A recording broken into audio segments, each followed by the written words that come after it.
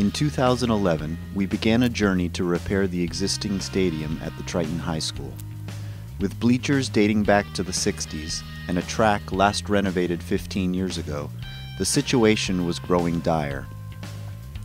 The track has not been used for competition since 2011, and the bleachers have since been condemned.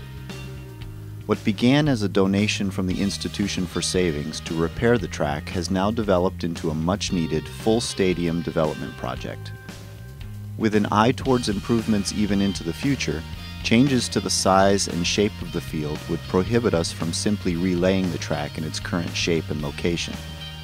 Our new home will be the Triton Memorial Field at Institution for Savings Stadium, and we anticipate that it will bring in significant revenue from outside groups that will protect and maintain the initial investment to build.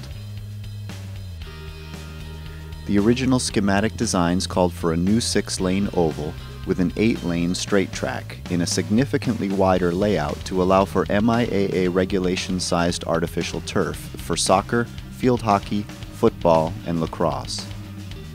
In order to accomplish that change and work within our confines along the marsh, we will remove the visitor bleachers and have all spectator seating on one side, with ADA accessible seats, a press box, and a capacity for 1,500 fans.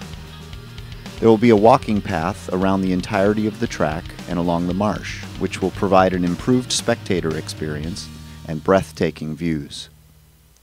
Upgraded lighting fixtures provide both a more efficient lighting source and also a much more directed, non-glaring lighting on the field surface. While the majority of the project hasn't changed in scope since the original design, the one addition has been the inclusion of an amenities building. To remain in compliance with Massachusetts plumbing codes, any changes to bleachers now require sufficient restrooms within the stadium complex itself. Initial plans assumed we would have a simple restroom building. But keeping the revenue potential as a guiding principle, the committee agreed, with support from town representatives, that a more developed amenities building is the most cost-effective plan. The building will be the entry point to the stadium, and in addition to the restrooms, will also include a ticket window, concessions area, storage, and a very basic team room. The project has stayed very much on schedule, and we currently have 100% submission plans that are being used for all permitting processes. These plans include the overall layout of the stadium, including track, field, and bleachers, as well as a more detailed layout of the entry. As mentioned, the amenities building will be the entry point to the stadium and will provide unrestricted access to local residents who want to use the track during off hours. Over the coming months, the plans for the building will be further developed and shared.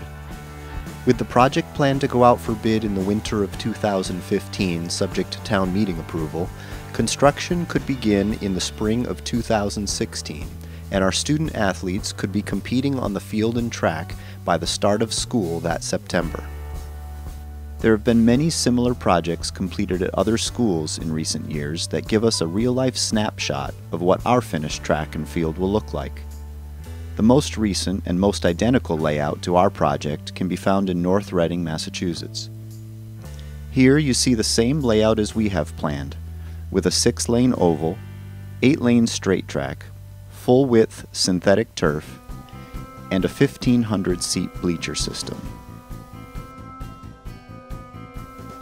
To get a closer look at what the bleachers will look like, Bridgewater State recently installed a bleacher system with rear access like ours.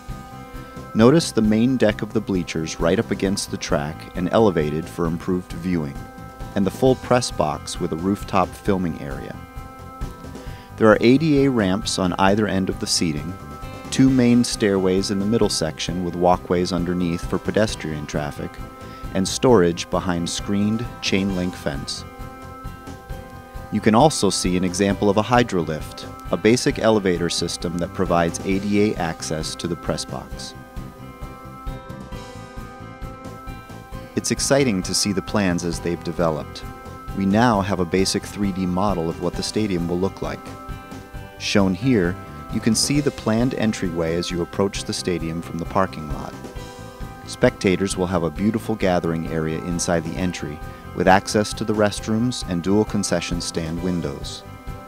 They'll move into and out of the stands via the stairs and ramps at each end of the bleachers, or via the walkway and rear entry stairs at 2 points along the length of the grandstand.